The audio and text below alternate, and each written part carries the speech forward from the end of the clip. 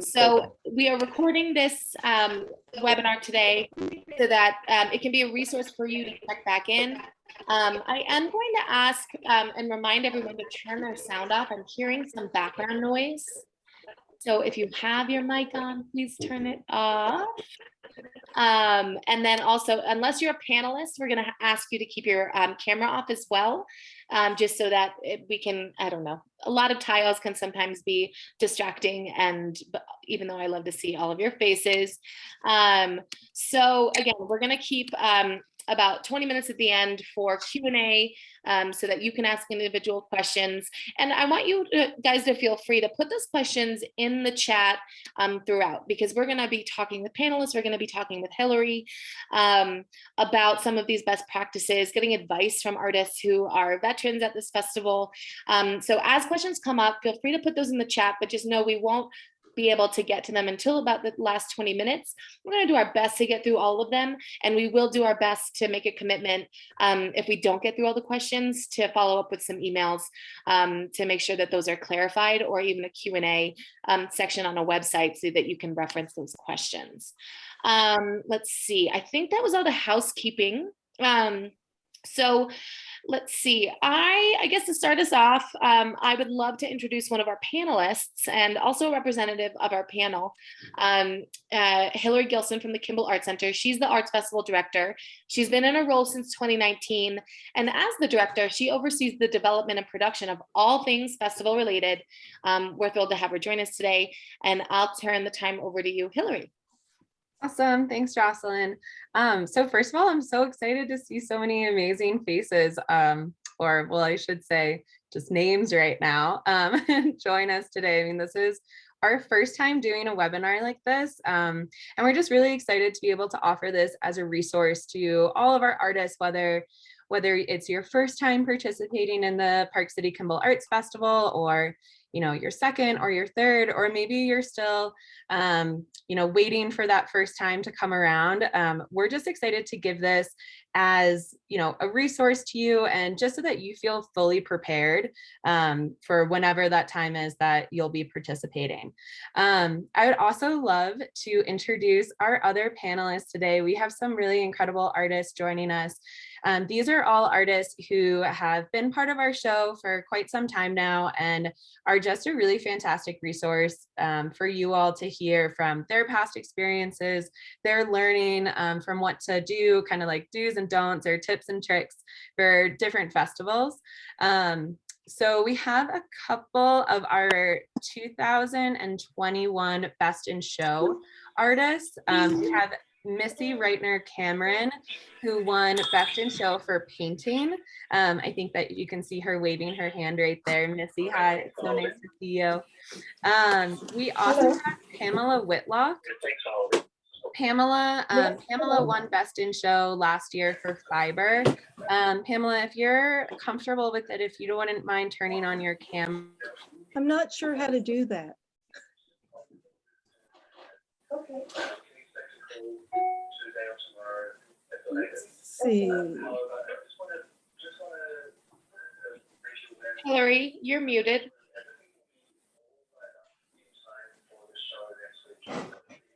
All right, was I just muted for that whole time? No, just the last like 2 seconds. Okay, awesome. I was like, give me 2 years of Zoom and I still don't know how to use it. So can I interrupt you for a second? Can you hear me? Yeah, we can hear you, Pamela. How do I turn on my camera? So it should be on the lower left-hand corner of your Zoom screen. It should have a video. Got it. Got it? Yeah, nice. All right, cool. There we go. Nice. Oh, it's good to see you, Pamela. Hi. Hi. Yeah. I believe Christopher Jeffries. I'm not sure. Here we go. Not sure if he was able to join the call today. He might be jumping on a little bit later, but when we see him, I'll be able to introduce him. He won Best in Show for Glass last festival. So hopefully he'll be able to join us a little later. And then we also have Will Armstrong, who is a mixed media artist and has been part of Arts Festival for a long time. He's represented by a local Park City gallery, Jago Gallery as well. And he's also a podcast host of, Will, if you want to share the name of your podcast, just so that I don't mess it up, and people know. Yeah, I've been doing a podcast host with glass artist Douglas Sigworth for the last year and a half. It's called the Independent Artist Podcast. And it's, we interview artists every week or every 2 weeks, actually, different, try to keep it fairly balanced as far as jewelry and painting and glass. And it's been a pretty good resource we found for artists that are kind of coming up and kind of figuring things out. We've had a lot of very forthcoming guests. That's awesome. Well, yeah, I would definitely recommend listening to Will's podcast. I think any information that you can get from other artists who have done, either our festival or different festivals, it's just so important to have an open line of communication within our community and to be able to help each other out, for festivals, different shows, what have you. So with that, I would just like to do, before we get into the questions, I wanted to do just a little presentation about the Kimball Arts Festival. I know a lot of you have attended the Arts Festival before, so this might be some redundant information for you. But for those of you that haven't, it will just give you a nice overview of how many people we have. And then I've also included quite a few photos of the street itself. We are a somewhat unique festival in the sense of we're located on historic Main Street in Park City, Utah. So it is I think it's about a mile stretch just up and down a hill actually. So yes, Jeffrey, I would definitely recommend bringing some shims or blocks to level your tables and tents. Depending on where you're located on the hill, those will definitely be necessary and very helpful for your setup. But yeah, so we are in a historic town. The street can be narrow at some points, opens up wider at others, but it really provides a phenomenal backdrop for the show. I mean, you all come with such incredible artwork, and we're just so happy to be able to provide an equally beautiful location for you all to display. So Jocelyn, if you could just enable me to share. Yes, perfect. Okay, gonna run through this quickly, but definitely, of course, let me know if you have any questions. All right, so first and foremost, I just wanted to remind everyone that the Kimball Arts Festival is a program that's produced by the Kimball Arts Center. This is an arts education nonprofit based in Park City, Utah, and all funds raised from the Arts Festival benefit our year-round exhibition and education programming for the Park City community. So not only is this an incredible event for the Park City community to be a part of, but it also benefits, children and adult classes year-round.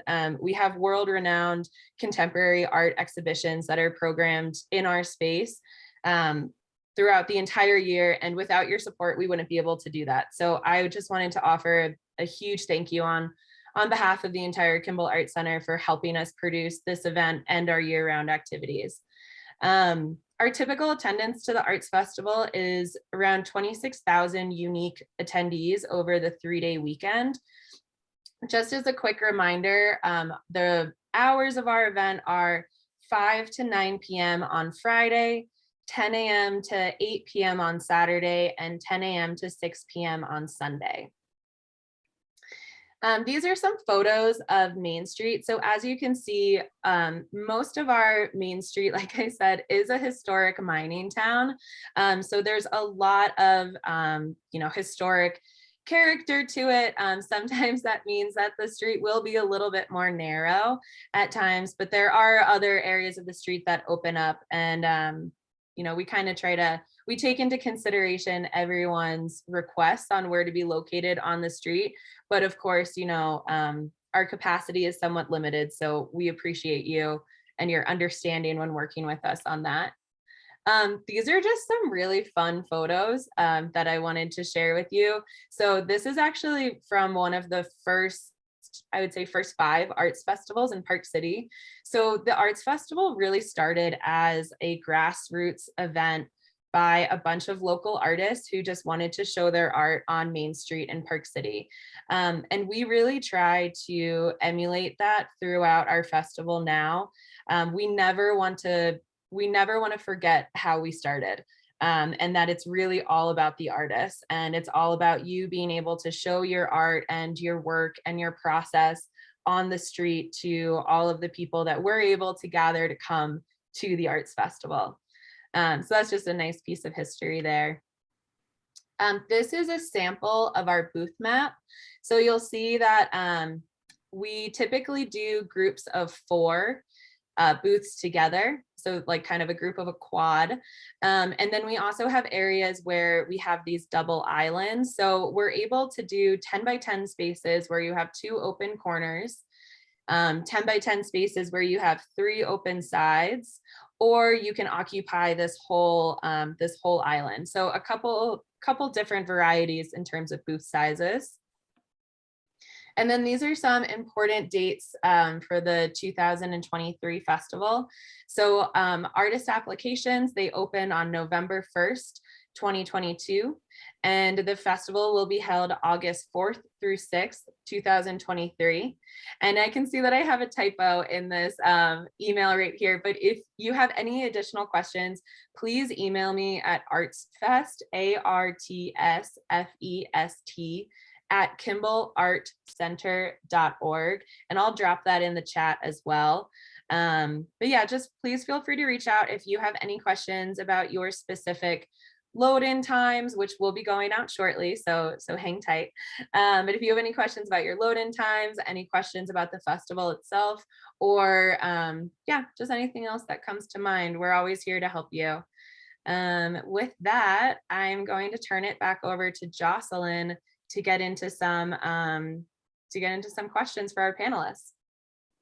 Great, thanks, Hillary. And again, please make sure if you guys have questions along the way, go ahead and throw those in the chat. We'll manage those and get to those towards the end of this session. But I'm really personally excited to hear from all of you artists and your past festival experiences.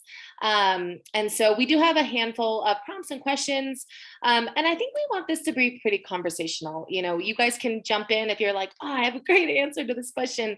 Feel free to just pipe in, or I may, if there's crickets, I may force one of you to answer, because we want to make sure we're propelling discussion and riff off each other as we kind of go through, because again, we want this to be a conversational resource for people to know some best practices for this festival. So let's see. So for the panel, and again, I'm not sure if Will or Missy or Pamela, up to you on who wants to get started. But we're gonna launch with a question. What's the best piece of advice that you've gotten from another artist? And I guess let's center this in this realm of art festivals. What's the best piece of advice you've received from another artist?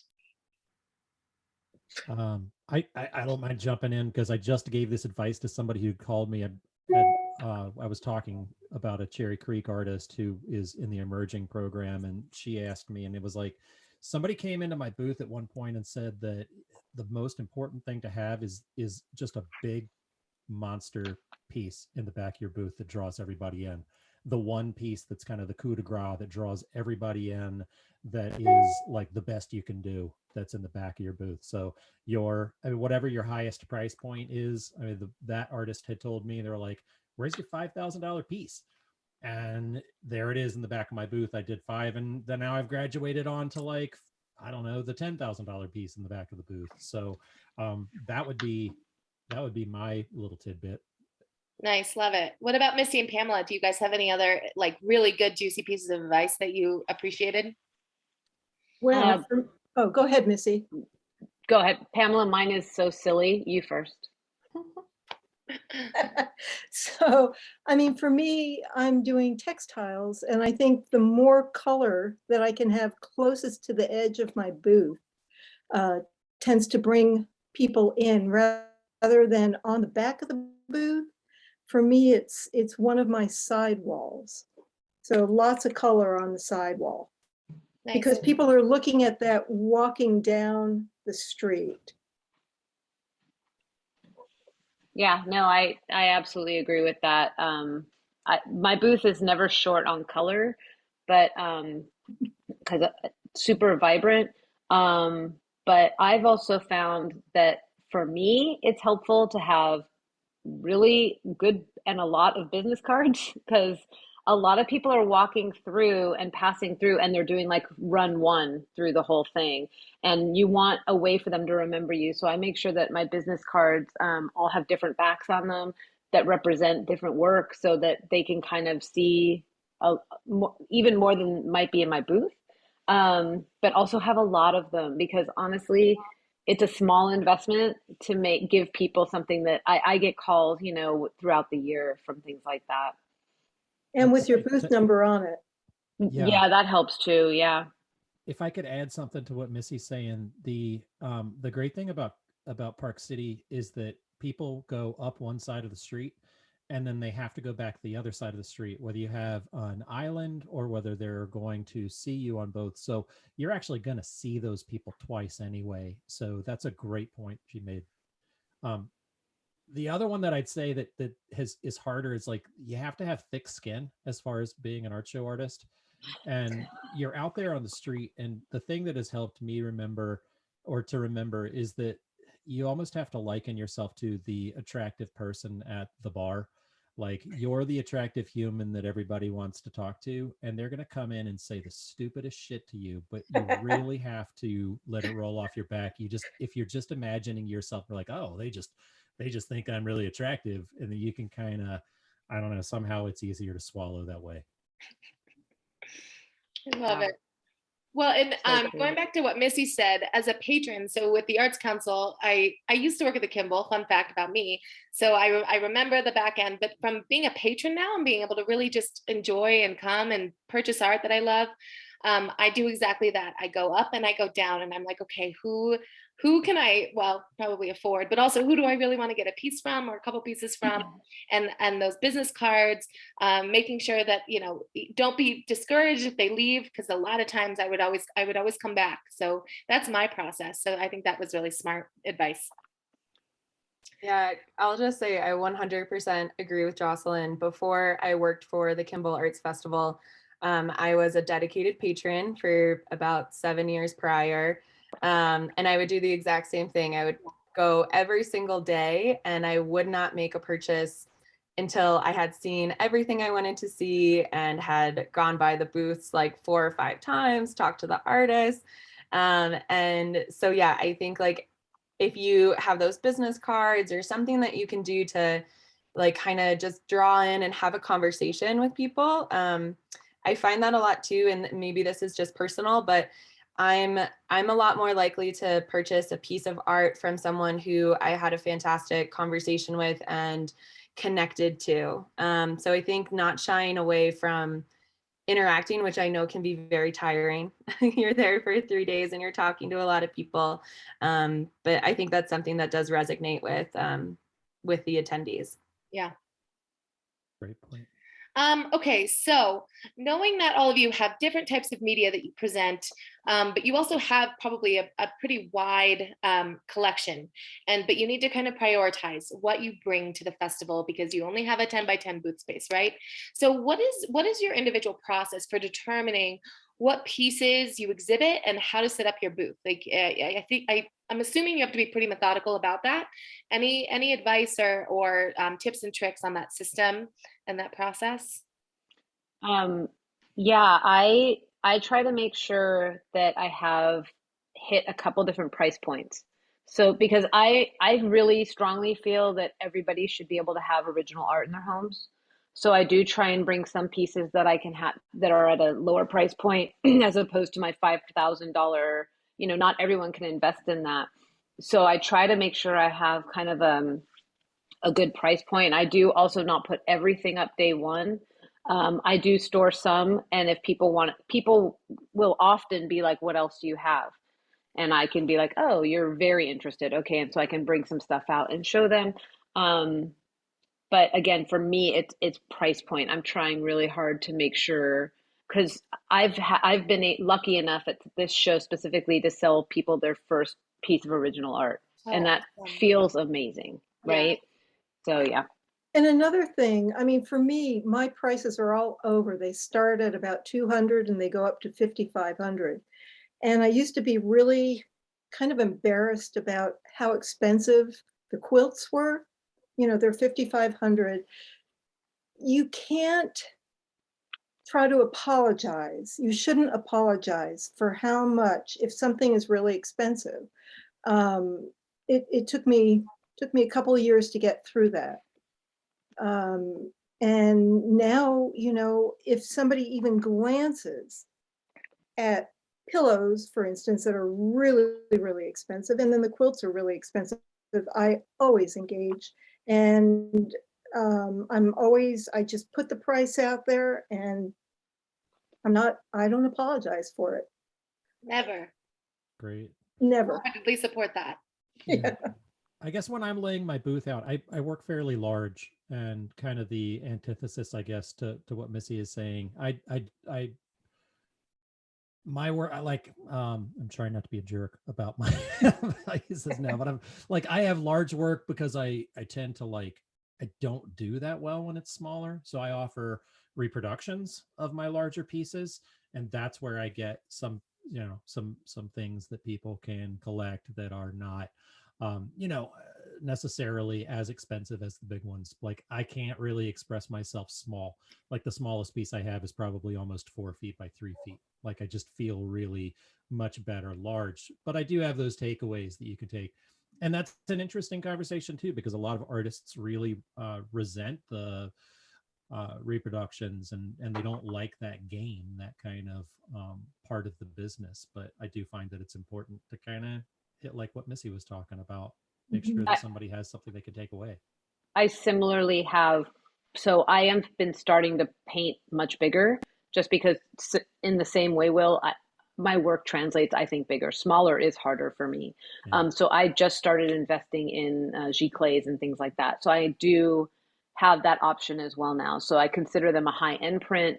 They're signed, some are Right. numbered, to again have that offering of something that is an easier takeaway for some people to invest in, for Right. sure. I've also been offering my reproductions at a much smaller run, which seems to be really attractive to Yeah. people. Mhm. So it's like, if I have a run of 25 is what I've been doing.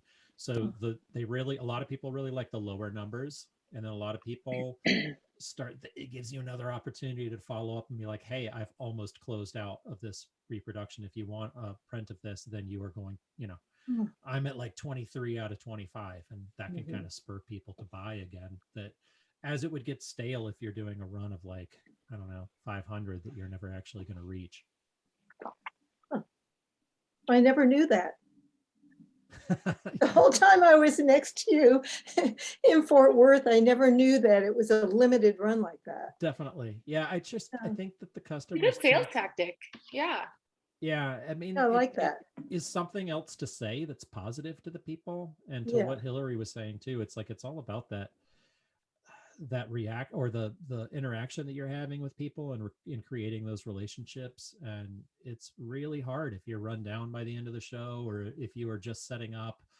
I've seen artists that have really lost out on sales that, like you mentioned, Pamela, the Fort Worth show, Mhm. the big boss lady from Walmart came through, and we were all kind of like snapping to and be like, oh my God, it's one of the richest humans in the country, and they're looking at her work. And there was a jeweler who had her head down, and she was putting her jewels out, and it was like, look, this is my time. I don't want to talk to this lady. She came up and she's like, hey, do you mind showing me this? And she was like, just handed her a card. She's like, I'll be open at 10. And it's like, there was a collective on the on the block of just all of us reacting like, you just screwed yourself out of a lifelong customer. I mean, they're not always that big, but you just have to be careful. You never Sure. know. Yeah. Yeah, you're never Right. sure And who. Sorry. no, go ahead.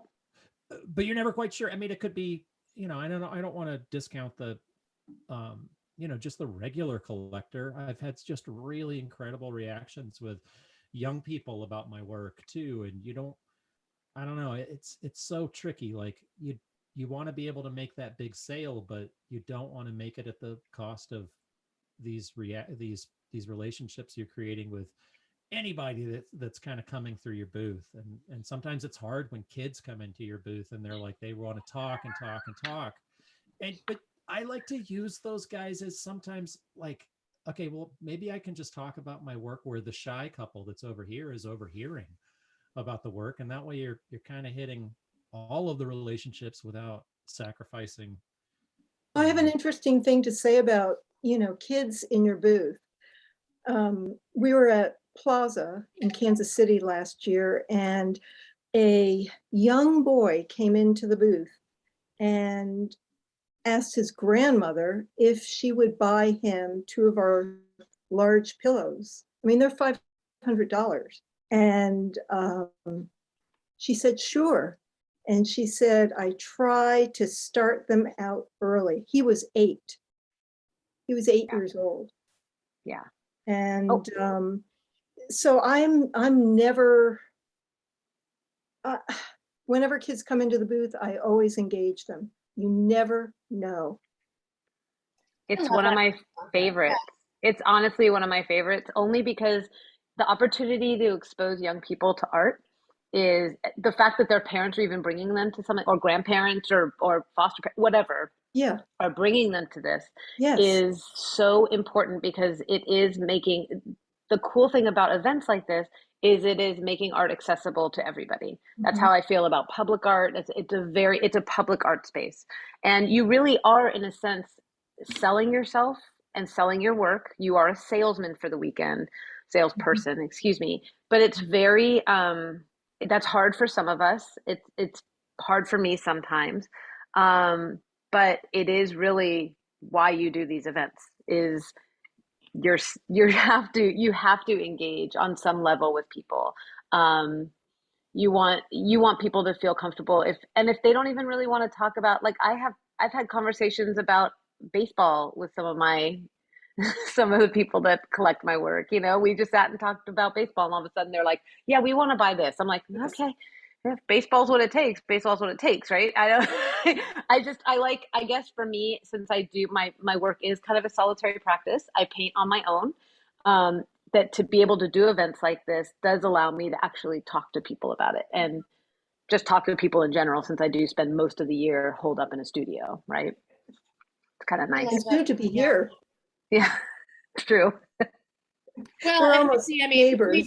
and you noted, Missy, that like you sold someone their first piece of artwork that they ever collected, and it's almost like you're investing in some of these younger collectors, because so many people think art collecting is not for them, and so cultivating those relationships, it's almost like playing the long game. Like, you are creating these really positive experiences for future collectors that might only be able to afford a print at first, but maybe they come down the line loving your artwork in 5-10 years and buying some bigger pieces. So I love that that relationship building piece, that connection piece. I mean, that really gets down to, I feel like, the heart of why this is such a special thing that we do. Yeah, I definitely agree. And I 100% agree. Yeah. On And a then personal experience. I have something that I do.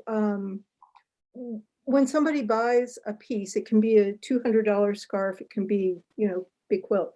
We have something called MaxBucks that we give out, and it looks like a dollar bill, but it's got our dog on the front, blah, blah, blah. And it's good for 10% off anything somebody wants to buy in the future, or they can bring it back right after they've purchased that first piece, and they can bring it back and buy something again. We make it so that they can order from our website using the MaxBuck. They can reuse it as many times as they like. We've had people, use it for like 4 or 5 different sales. So, I mean, for us, it's a loyalty club, I guess, or whatever you want to call it. And it's been very, very efficient, very, very useful to have. I love that. I love that. Yeah, cool. I do want to, we have some really great questions in the chat. that are pertaining to this whole conversation. So just a couple of them. What is considered a starting price point on the lower end? And I'll follow up with this other one too. Price tags or no price tags? Always price tags for me. I mean, that kind of lets people know whether they want to start the conversation. It's if they walk over and think something is $250 and it's $2,500, then it's really hard. I'm like, I do try to have those reproductions if they're allowed at the show. I have never, this is kind of a weird one. I actually have never shown my reproductions at Park City, even though I'm allowed to. I just don't, because the original buyers are all there and they're very easily accessible on my website, and I hand out a lot of business cards, but I have never done the reproduction kind of game. I really only do that twice a year, just at Fort Worth and this other show I do in Chicago. But I don't know why, but yeah, it's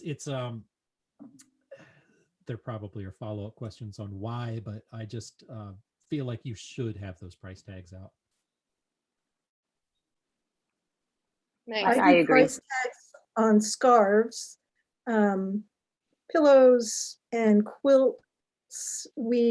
Because so many of them are custom ordered, we tend not to have the price tags on those so that we engage with the potential buyer.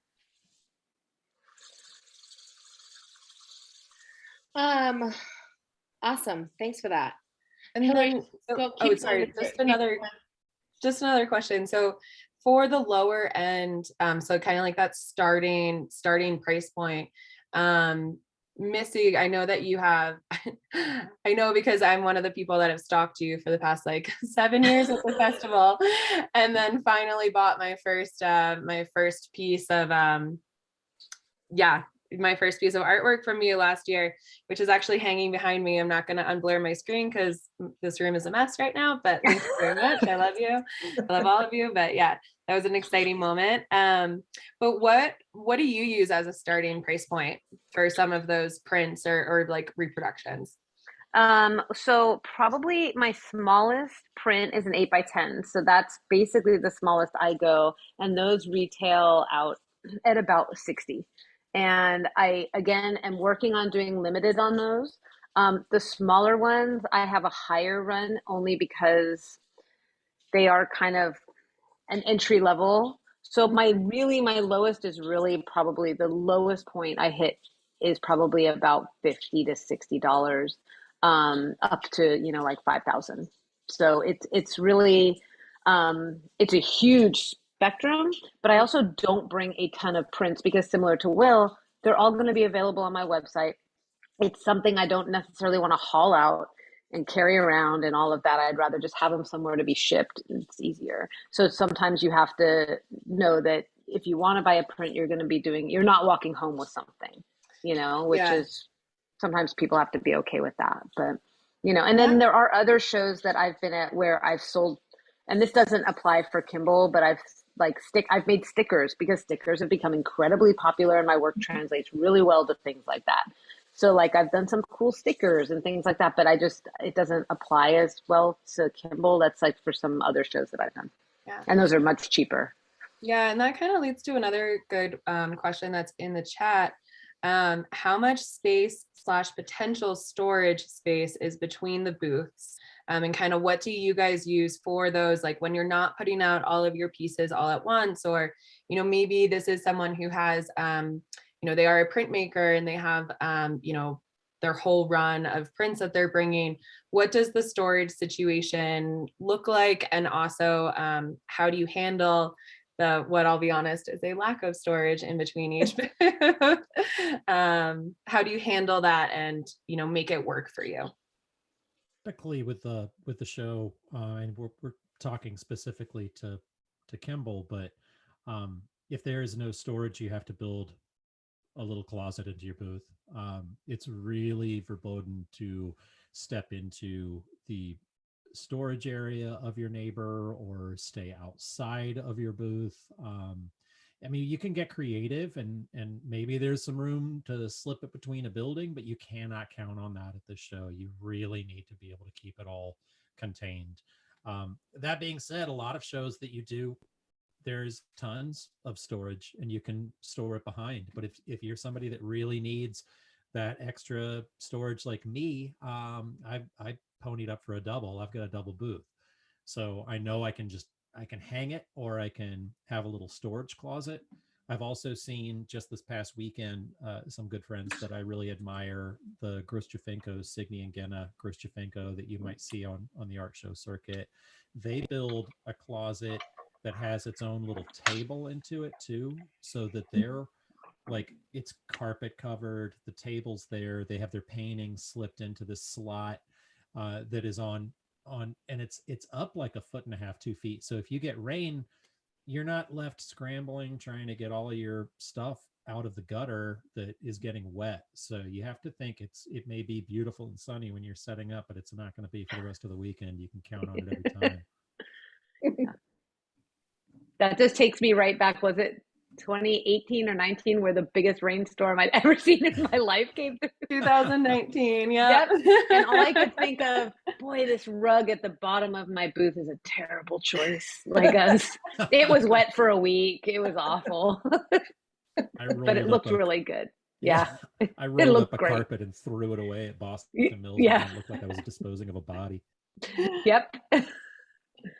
I actually, so I only have a 10 by 10, but I do have a pony wall, not a pony wall, I guess it's like a half wall that I put in my booth, and right behind it fits a nice little table that I can, like Will said, I can stack some extra paintings on sometimes. And then I put usually all my packing material, because you got to have packing material somewhere. So I'll usually put that under the table, because if that gets super, I can kind of bolster it up with some bricks or something if there is rain. But I also, since I come from out of the area, I stay very close, and I will sometimes, have somebody sit at my booth, and I'll run back up to where I'm staying and go get more work and bring it down if I need to, things like that. But that's how I've always done it. Or I'll park the car not too far, because like where we stay isn't too far. So we'll just like run in and get it and come back. Nice. And I store everything in those big clear or black bins.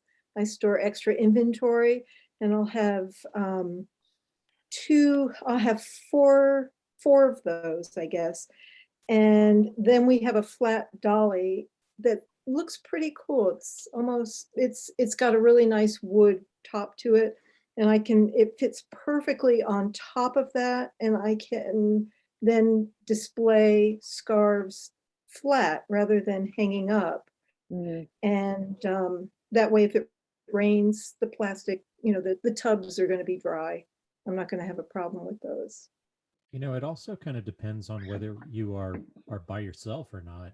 You have to think about who you're traveling with. I typically am solo on the road, so I have to have everything right there. I can't just leave my booth and run back to the room and grab some stuff or run to the truck. One of the podcasts, it's actually coming out on Monday, but we talked to a couple of if there are rock stars in our business, I'd say it's those guys, but Dolan and Allie Marie Guyman, like they've been at Park City a number of years, but they are huge proponents of hiring people to help you work your booth and collecting your customers' information. Not just like, I've always just been one to just hand out a card, but they find out what why do you want a card? What are you looking at? What's your favorite part of the thing? So they can focus their email campaigns and things like that. So, I mean, they focus really heavily on having somebody with you to work so that they can sell a $50 reproduction and not have that get in the way of the $5,000 conversation that is waiting, because people with $5,000 to spend don't want to wait for $50 to be spent. They want, they want your attention now. And there's an arrogance that comes along with that kind of money that you have to be ready for. Hillary, I feel like the chat, we're at 11:42 and we did say we're going to keep the last 20 minutes for Q&A. And I mean, our prompts are cool, but I feel like people have Yeah, questions, so maybe we should just lean into the questions, and then if we run out, we can absolutely. go into our prompts. The prompts were there mostly in case anyone didn't have a lot of questions flowing. So this is perfect. Um, and I think I know the answer to this, Hillary, but I think this is probably pointed at you. Are there any hotels, motels that have art fair room rates for participants? Yeah, so this is always this is kind of a difficult question this year. We in the past have had a lot of sponsors, lodging sponsors that we have worked with that have offered discounted room rates. It has honestly been really, really difficult to get those secured for this year. So as of right now, we're still trying to get those discounted rates, and I know it's getting down to the last minute. I would always suggest the Sheraton in Prospector is a really good if you're looking for like a hotel. The Sheraton is really great. The DoubleTree, which is also about like maybe like a mile away from Main Street. And then a little bit farther out is a hotel called Yotel Pad. And that is really made for it's made for long-term travelers. So that location you have a full kitchen. They have like kind of a commissary downstairs where you can get some things for dinner and whatnot. And the best thing for artists is they have a high clearance garage. So if you are bringing in a large van, it's a high clearance garage, and it's also 24-hour monitored. So those are my three best options for hotels in the area. There's also Copper Bottom. I think we stayed there 1 year. I mean, we're doing Airbnb this time, but Yeah, Copper Bottom was really pretty good, and you can share. It's sort of a suite, the one that we had, so we were able to share with another artist. nice. Yeah, I was going to mention that as well. I've had a couple of artists reach out and mention that they're kind of going in as groups in either Airbnbs or the suite hotel rooms. That is a downside of Park City, is that lodging can be expensive. If you have any questions, like if you have a recreational vehicle or a van or something and you're looking for places to park it, please reach out. And like I said, we're really trying to get those discounted room rates. I think people were very, very excited to give them when we were coming out of COVID, so that we could get more people into hotels and into Airbnbs. And now Park City has really been booming as a tourist destination. And I think they're a little bit more hesitant to give out a discounted room rate, which, trust me, I know it's been really frustrating. So I'm sorry we haven't been able to get those for you guys solidified yet, but we're working on it, and we'll let you know as soon as we do. It'll be a huge email that I'm going to be really excited to send out. So And I'd like to mention that at Teardown, if you can dolly your work to another street rather than having to drive your car in, I recommend it, because it can get kind of crazy at the end there. We've always parked off of on a side street and just dolly downhill a little ways, maybe a half a block. But it saved us so much time rather than having to, and there are two of us that can do this, but it was worth it if you can do it. yeah, that's a great point. Hillary, another festival ops question. Is the show back to full capacity pre-pandemic for vendors, or are you still doing adjustments? So we are still working off of the booth map that we had last year in 2021. So that is the quad groupings. So that was a COVID mitigation. And honestly, what we found is that it was a much better experience for artists and for attendees. So we will be keeping that booth map for the foreseeable future. Yeah, so that is kind of our new, I hate that word, but yeah, our new normal booth map. So Great.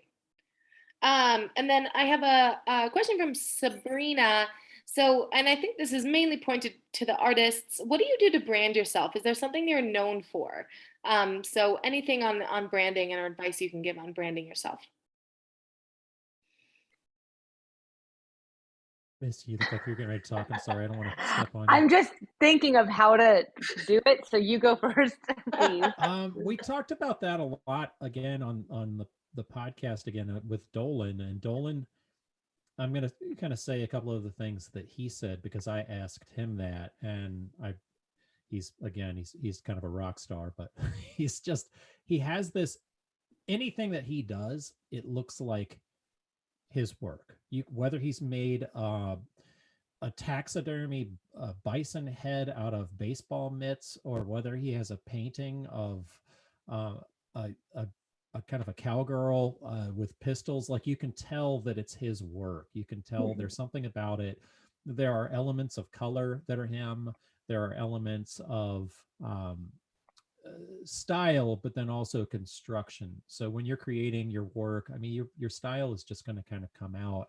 I've been making new work lately, and I thought that it was completely different from my other body of work, but to see it hanging together, it really is seamless because you can tell it came out of my hands. Yep. The other thing of branding is, I think it's kind of important to dress the part and look like your work a little bit too. Like, I think I try to put on a clean shirt and look like the pieces that I'm selling too. But you have your good luck shirt. Hell yeah, a good luck shirt. I actually have, there's money in this shirt right now. I'm wasting it on the Zoom.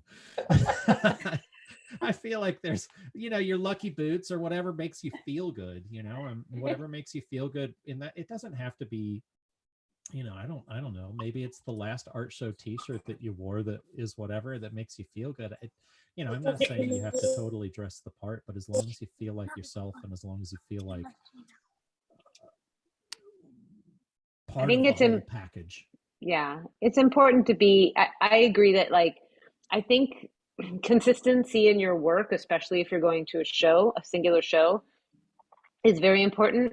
But also, I think having consistent business cards, if you're doing any kind of handouts like that, if you use social media, I use a lot of social media, just making sure that your brand in general looks very clean and representative of what you do. Cohesive. Cohesive is, that's the key in branding in general, is making sure that things are clean and cohesive across the board. As far as like visually branding myself, it's weird because like my work is super, super colorful and I wear black every day in that booth. I like to kind of blend in to the background a little bit. But I also, you in your booth, that contrast is important. I think you look like a great representative of your work. It's just, thank you. A different, sorry, I didn't mean to jump in. No, but it's just a different, that's kind of my personal style. So I also think a great way to brand yourself is be really nice and talk to people and like let people know who you are and why you make your work and why it's important to you. I think this is a huge opportunity for you to not only let your work speak for itself, you get to actually speak for it. Right. Yep. Yeah. And I always warn my booth neighbors that they're going to hear me say the same thing over and over and over again, just to put it out there, because, so many people want to know how you've done something. Obviously, I always figure they have sticker shock when they say, so how long did this take to make? And I never have a good answer, just a long time. I've got a good one for that one. I've got one too. I mean, you have to, because they are going to, that is the quintessential, you're the person I'm trying to pick up at the bar. Like, oh, how long did this take? It's like, you come around here often, that's what that question is. So you can just talk. Honestly, that's my answer. I just start talking about the work. And I'm like, well, it's hard to say. because I never do one piece start to finish at one time. There are a number of different steps, and then I just here are the steps that it takes, and that suits them just fine. Huh. Nice advice, you guys. Yeah, and if I could jump in on that and address another question that was asked of how does a review panel look, or what does a review panel look for in a booth shot when judging? And I think a lot of what you all have been talking about, of that clean, professional, and consistent look, that is what people are looking for in a booth shot. I would say, well, at least, you know, it's something like a booth shot should be representative of, you know, of how you look when you're at the festival. And it's really important because it ties together all of the different pieces and all of the different individual artwork shots that you have submitted. So, you know, we can look at the 4 different shots that you have, but the booth shot is really pulling them all together, and it's giving us a sense of who you are as an artist and how you present yourself, and the, you know, professionalism behind your work and behind your presentation and your brand. So I will say that is something that is kind of, you know, the individual shots, yes, they are important. But for me, it's when we're going through and it's, you know, maybe we've got a handful of artists that we're looking at to bring up of the wait list and into this last spot. The booth shot is something that really, really helps us understand what the vibe of this artist will be at the festival and how they'll fit in to that last, you know, that one remaining booth spot that we have to fill. Could add to that, the other thing, if I'm jurying a show, I'm looking at context. Like I've seen your work, and you have these 4 beautiful images, and it's, you know, you've made this beautiful artwork, but how does that present, and how is it in context? And then I see the booth shot, and I'm like, oh, well, they're all, you know, 2 inches wide, like they're all 4 inches wide. That it's a miniature artist, and you're like, okay, well, that's cool. It helps me understand it. And you're like, oh, yeah. Okay, well, this person is like, the booth shot is big. Yeah. Or the booth, I mean, the work is really big. That's the context of the shot. And they have this really big, large thing. Also, people are, you know, on juries right now are getting really kind of fed up with the fake booth. So don't fake it. If that's not what your booth actually looks like, don't show the jury a bunch of photoshopped images, because you might get in once, but it's going to bite you in the ass the next time around if you have a fake booth.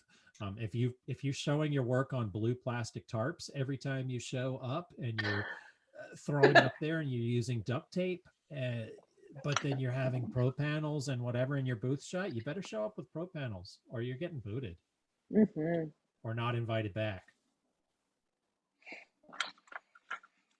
Good feedback. Okay, I think we're in a good spot. I think we're going to be able to get through all these questions. I do have a question from Nina. Taxes money handling question. Do you all recommend having many options for payments? Cashbox, card reader, Zelle, and Venmo? What's your process there? I just do Square or check or cash. So Cash many is options. Yeah. Cash is king. Like, cash is great. But I also offer Square and Venmo, because Venmo, I can also kind of track the sales and do the taxes. I do love Square the most, just because it is easy to have the tax in there. It's done. It makes it super easy for the end of the show to go take care of that, which is something I so appreciate that you guys do. You guys make it super easy to take care of that, and I think it's amazing.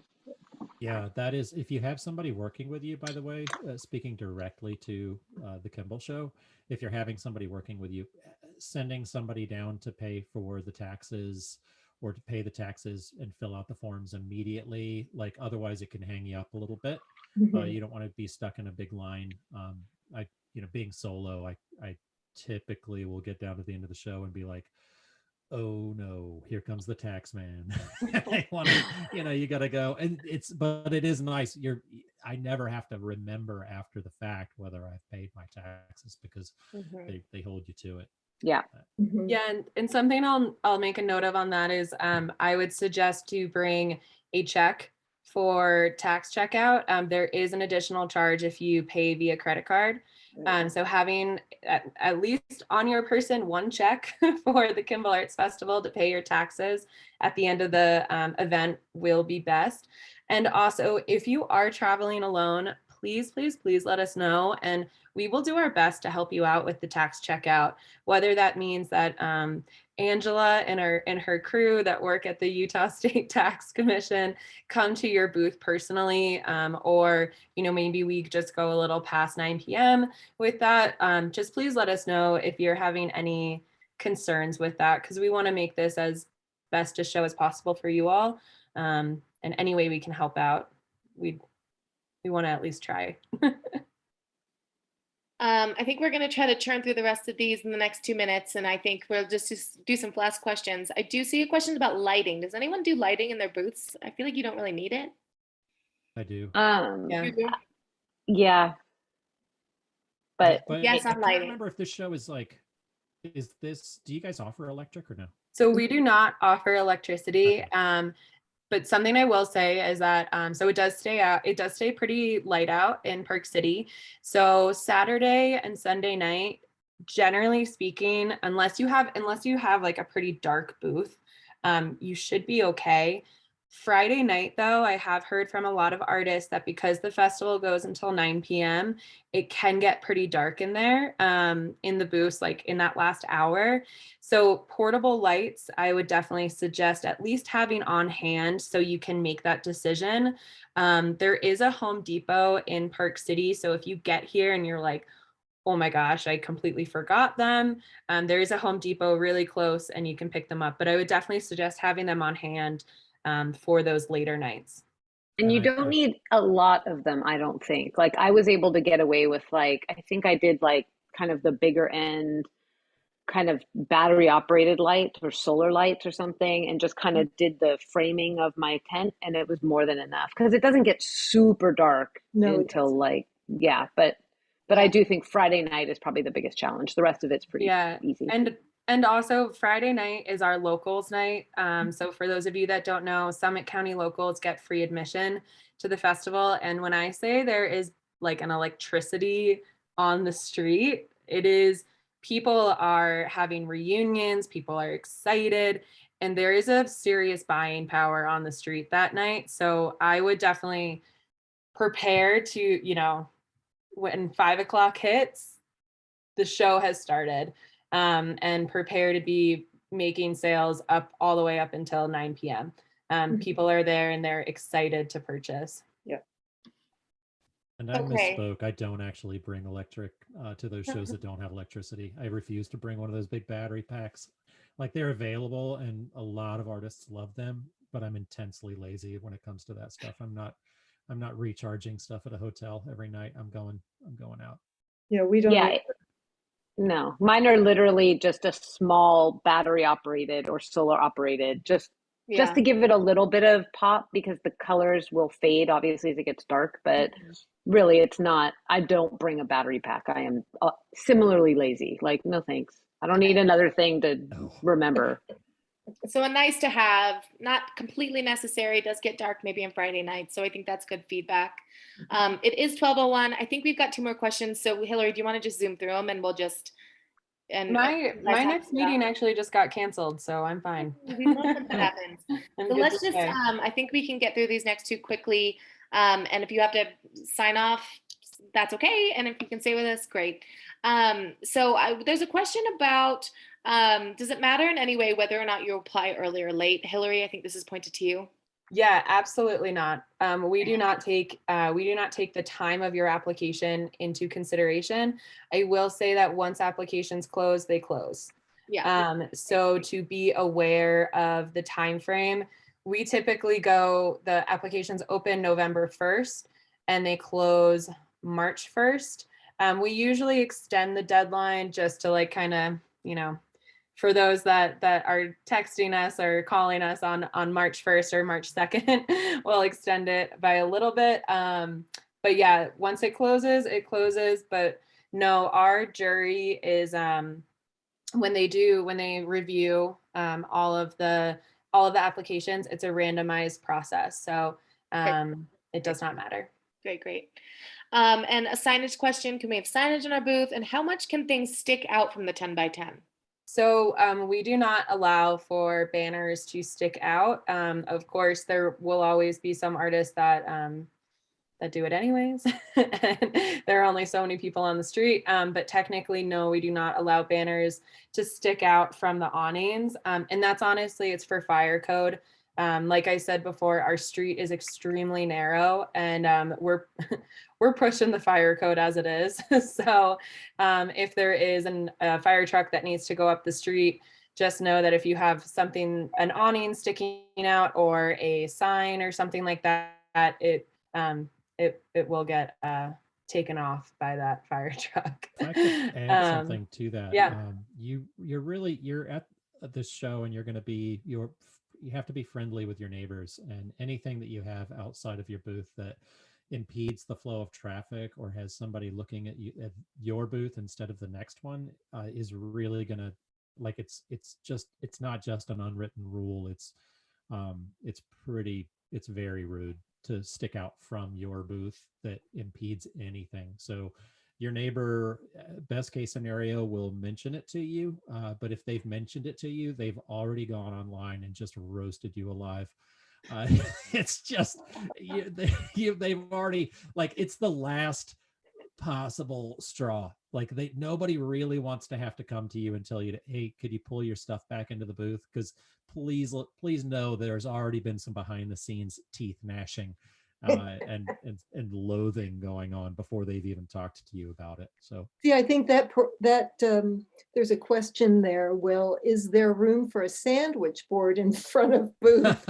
No, never. There's And so then, many Your people. chair, honestly, if you put Yeah. your chair in front of your booth and it impedes the flow of traffic, you only have 10 feet, right? Your typical booth is 10 feet wide, which is like a pace and a half of somebody walking. So if one of your paces is taken up walking around somebody's chair, you've taken away 33% of somebody's viewing area of your neighbor's booth. So you have to really think about it like that. It's like, if I'm stepping out of the way to step over your cooler or your chair, then I'm looking down. I might have completely missed your next door neighbor's booth by the time I've gotten my steps back. So be kind always. I mean, that's the basis of this entire thing. Just be kind to your neighbors, be kind to the people that come into your booth. Kindness isn't that hard. Yeah, and from a more operational perspective, it is against Park City ordinance to have a sandwich board out or any type of, really just any other type of signage. So if you do have something like that, we will come around and ask you to remove it. Something else I will say is that you might see some other artists that are sitting in their chairs, kind of like half on, half off the sidewalk. Underneath an overhang, or up against a storefront on Main Street. Please do not do that unless you have permission from the store owner. That's really, really important, and something that I just want to stress here is that, while this festival exists for artist sales and connections to happen, there are still Main Street merchants on the street that are also conducting business. So just if you are thinking about that, and honestly, a lot of times they don't care, but just make sure that you've had that conversation with them and that you have their permission to do that before putting a chair on the sidewalk in front of their business or anything like that. I want to see if there's any other, Joss, do you see any other questions about the festival itself?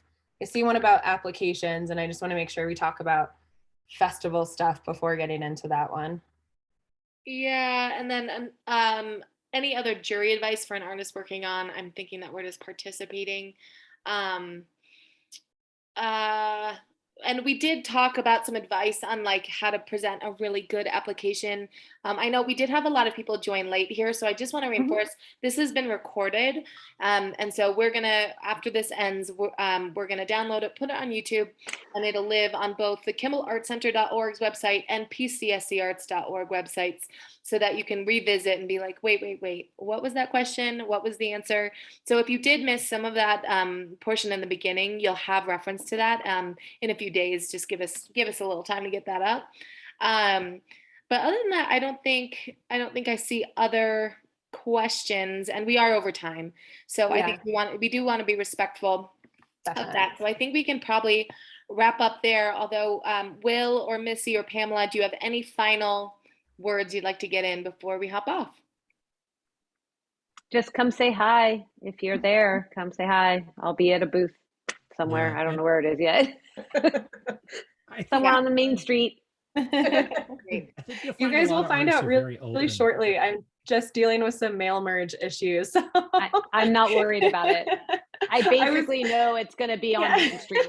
I was going to have all of the load-in times and booths information sent out yesterday, and then apparently I don't know how to do mail merge as well as I thought I did. So just hang tight, hang tight. Well, well, I think we can just say thank you so much to our panelists. Yeah, thank you so much. This was really fun. It was wonderful to hear from all of you. And thanks also to our audience for participating and asking really good questions. I think it's safe to say that we're really looking forward to the Arts Festival this year, August 5th through 7th. And again, if you have additional questions or want to know how to get involved, you'll contact Hillary at the Kimball Art Center. And I think that Arts Fest email is in the chat. It's artsfest@KimballArtCenter.org, right, Hillary? Yep. Great. Okay, well, we can all hop off. I hope you guys have great days, and we're looking forward to seeing many of you at the festival in a very short period of time here. So we'll see you in August. All right. Bye, guys.